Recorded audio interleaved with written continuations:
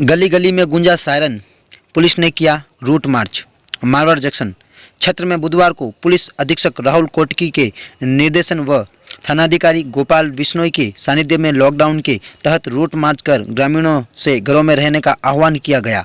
यहां थानाधिकारी बिश्नोई मय जाप्ता द्वारा पुलिस थाना परिसर से लगाकर अस्पताल रोड, सिंधी बाजार, मुख्य बाजार, अउवा रोड सहित सभी जगहों पर फ्लैग मार्च निकालकर ग्रामीणों को घरों के अंदर रहने का आह्वान किया।